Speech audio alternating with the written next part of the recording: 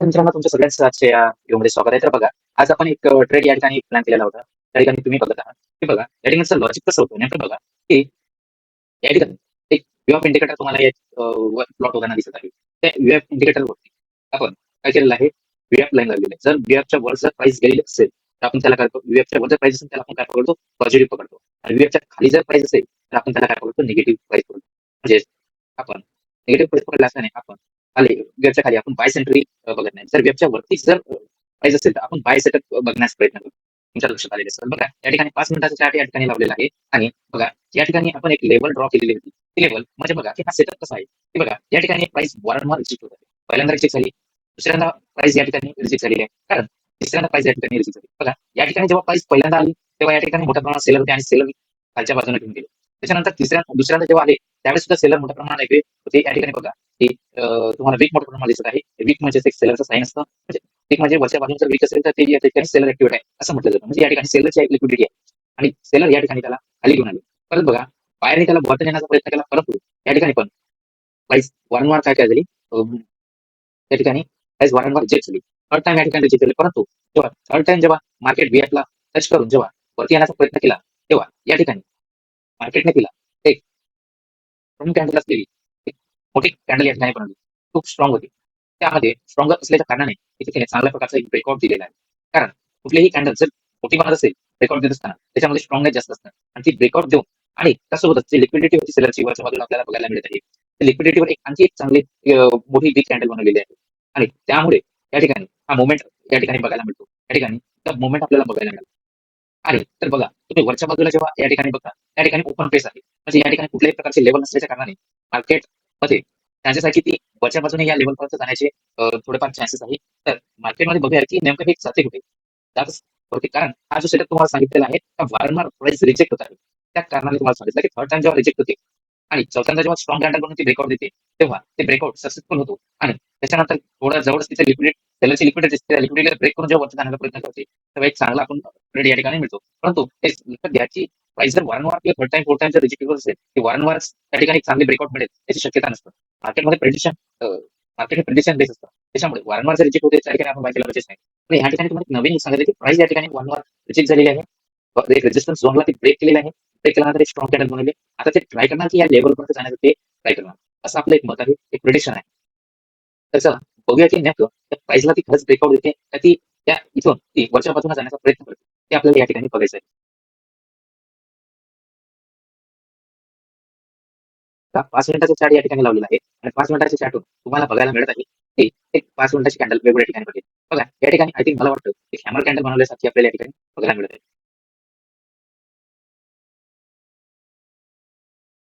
बघा एक दोनशे कॅन्डल त्या ठिकाणी बनवलेली पडत आहे. एक इव्हनिंग स्टार एक इव्हनिंग स्टार कॅन्डल जर इथे फॉर्म होत असेल तर ती डाऊन साईडला येण्याची शक्यता वाढते. या ठिकाणी ब्रेकआउट देऊन चांगला या ठिकाणी पॉईंट्स कव्हर करून दिलेले कारण 114 वरची बाय केलेला होता.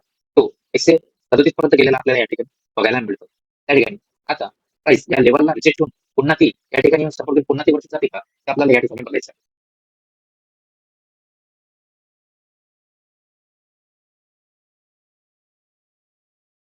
तर एक रेड कॅन्डल वरती बनत आहे त्याला हँगिंग मॅन असं म्हटलं जातं.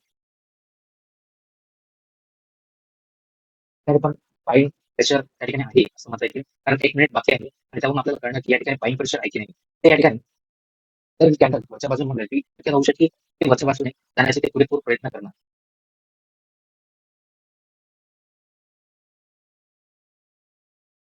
बघा त्या ठिकाणी आपण वेब लावलेला आहे. नेमकं ज्या व्यक्तीला वेब नसेल माहिती होती बघा त्या ठिकाणी इंडिकेटरमध्ये जाऊन बी वेब हे वेब नाव दिसतं त्यावरती टच करून त्यावर क्लिक करावे. त्याच्यानंतर चार्टवरती वेब नावाचं इंडिकेटर त्या ठिकाणी बघा. वेब नावाचं इंडिकेटर आहे.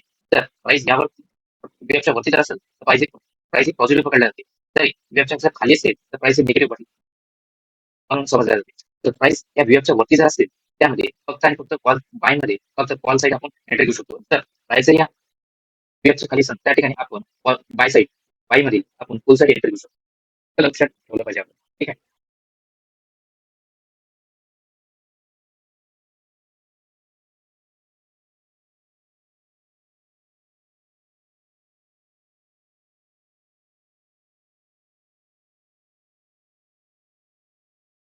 या ठिकाणी थोडाफार सपोर्ट देण्याचा प्रयत्न करा. जर या लेवलला ती सपोर्ट घेऊन जर वरती जाण्याचा प्रयत्न करत असेल, तरी नक्की ते वरती जाण्याचा प्रयत्न करतील. या ठिकाणी ते रिजेक्ट होणार त्या ठिकाणी ते जाण्याचा प्रयत्न करतील. लक्षात ठेवा. आता एक लाईव्ह मार्केटमध्ये आपण एक ट्रेड बघत आहोत. 5 मिनिटाच्या कॅन्डलमध्ये आपण हा ट्रेड बघू.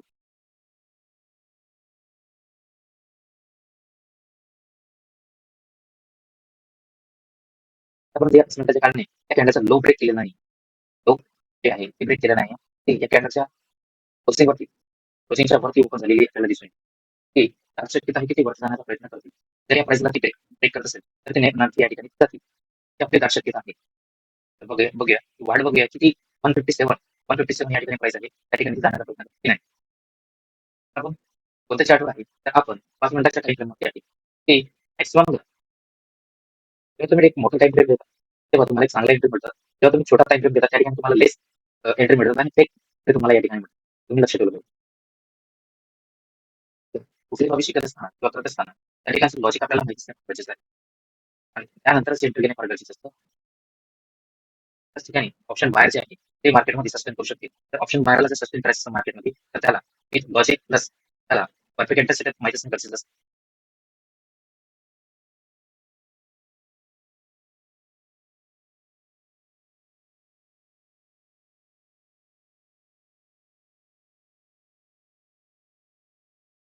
काय थोडंसं व्हॅल्यू ते या स्कॅन्डलमध्ये व्हॅल्यू ते बघूया.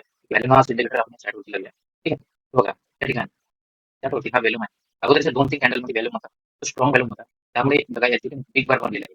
मोठे-मोठे व्हॅल्यूचे कॅन्डल बनलेले आहेत. त्यामध्ये मोठ्या प्रमाणात ट्रेड होते. ही ब्रेकआउट देणारी कॅन्डल होती. त्यामध्ये मोठी ट्रेड होती. कारण त्याला मोमेंटम असं म्हटलं जातं. कारण ते मोमेंटम कॅन्डल आहे. मोमेंटम कॅन्डलमध्ये ते ट्रेड. तर मला असं वाटतं की या ठिकाणी एन सेटअप फॉर्म होती की काय. तर तुम्ही एन सेटअप बघितले नसेल तर चॅनलवरती एन सेटअप नावाचा एक एन सेटअप नावाचा एक व्हिडिओ आहे. तो तुम्ही जाऊन बघू शकता.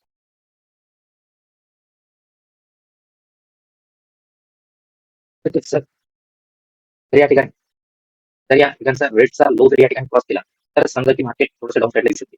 कारण या ठिकाणचा जो तो आहे तो जर ब्रेक केला तर प्राइस डाऊन साईडला येऊ शकते. मात्र लक्षात ठेवलं पाहिजे. ते करताना कुठल्याही ज्या कॅन्डलवर आपण ट्रेड घेतो किंवा ब्रेकआउट देतो त्या कॅन्डलचा हाय आणि लो हे फार महत्वाचा असतो. तुम्ही जेव्हा आता नवीन असेल तुम्ही हा माझा व्हिडिओ बघत असाल या ठिकाणी तुम्ही बघू शकता की हाय जो आहे तो मोस्ट इम्पॉर्टंट फॅक्टर आहे. कारण हा हाय जो आहे त्या ठिकाणी एक रेड कॅन्डल बनली. या ठिकाणी त्याचे थोडीफार मोठी बनलेली आहे. परंतु प्राइस जर या ठिकाणी रिजेक्ट होत असेल की ऑब्विसली या ठिकाणी प्राइस अपोज होलेली आहे. त्या ठिकाणी एक कॅन्डल रेड कॅन्डलमध्ये जर त्या ठिकाणी प्रेशर कमी असेल तर ती त्याला वीक आहे असं समजलं जातं. त्या ठिकाणी बाहेर जास्त स्ट्रॉंग आहे असं समजलं जातं.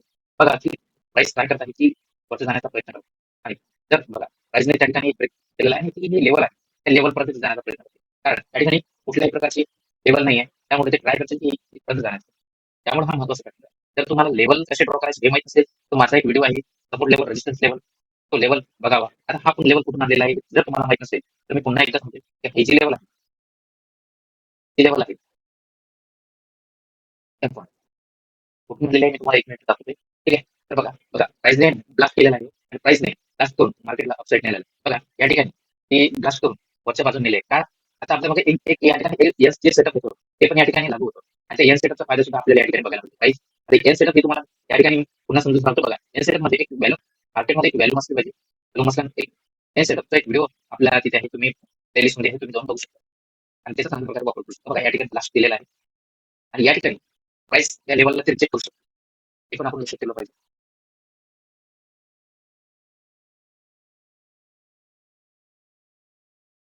बघू शकता मार्केटमध्ये चांगला मोमेंट दिलेला आहे. तो बाय केला होता. त्या बाजूला आपण बाय केला होता आणि त्याला बघा चांगल्या प्रकारचं मोमेंट इथपर्यंत आलेला आपल्याला बघायला मिळू शकतो. म्हणजेच बघा की प्राइस कुठपर्यंत आलेली बघायला मिळू शकतो. तेच 40 पॉईंट या ठिकाणी अप आलेले आपल्याला या ठिकाणी दिसून येत आहे. ते लक्षात ठेवा. की असं तर तुम्हाला पहिले सांगितले. फर्स्ट टाइम प्राइस रिजेक्ट होते, सेकंड टाइम रिजेक्ट होते, थर्ड टाइम रिजेक्ट होते आणि फोर्थ टाइम जेव्हा बिग व्हॅल्यू कॅन्डल सोबत तेव्हा या ठिकाणी एंट्री देते. बिग व्हॅल्यू ब्रेकआउट सोबत एक बिग व्हॅल्यू आहे. व्हॅल्यू असलेला एक व्हॅल्यू असलेली कॅन्डल आहे. ठीक आहे.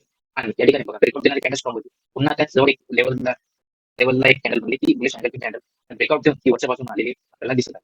या ठिकाणी अशा पद्धतीने तिथे नाही विवेकच्या वरती आहे. विवेकच्या वरती असेल तर आपल्याला बाय साईडला जायचं आहे किंवा कॉल साईड बाय मध्ये कॉल साईडला जायचं आहे. तर डाऊन साईडला असेल तर कॉलमध्ये पुट साईडला जायचं आहे. हे बाबी आपण लक्षात केलं पाहिजे. ठीक आहे. तर ही लेवल कुठल्या प्रकार वर्षीची लेवल आहे ती लेवल आहे कुठून आली ही जी लेवल आहे कुठून आली ज्याला माहित नसेल त्याला मी थोडंसं बॅक घेऊन थोडं सांगतोय. ती लेव्हल होती. ही जी लेव्हल होती, ते प्राइस 3 वेळा झाला म्हणजे रेजिस्टन्स लेव्हल होती, ती आपण ड्रॉप केली. त्याच्यावरची लाईन होती, की जे लिक्विडिटीचं हाय बनवलेली होती, ती आपण या ठिकाणी केलेली होती. त्या ठिकाणी आपल्याला रेट कॅन्डलला समजलं. त्याच्यानंतर प्रिव्हियस वाली हाय प्राइस होती, ती आपण या ठिकाणी घेतलेली आहे. या ठिकाणची लेवल आपण या ठिकाणी घेऊन त्या ठिकाणी आपण लेवल ड्रॉप केलेली आहे. जर लेवल ड्रॉप कसं करायचं ते माहित नसेल, एक व्हिडिओ दिलेला आहे, ते तुम्ही बघू शकता. नंतर तुम्ही ट्रेड घेऊ शकता.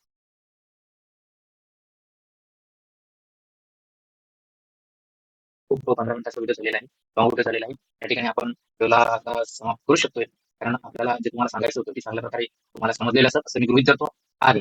जर तुम्हाला अशा प्रकारे चांगले ट्रेड घ्यायचे असेल, तर खूप काही जर मार्केट शेअर मार्केटबद्दल, ऑप्शन बायिंग बद्दल जर समजून घ्यायचं असेल, तर तुम्ही चॅनलला सबस्क्राईब करू शकता.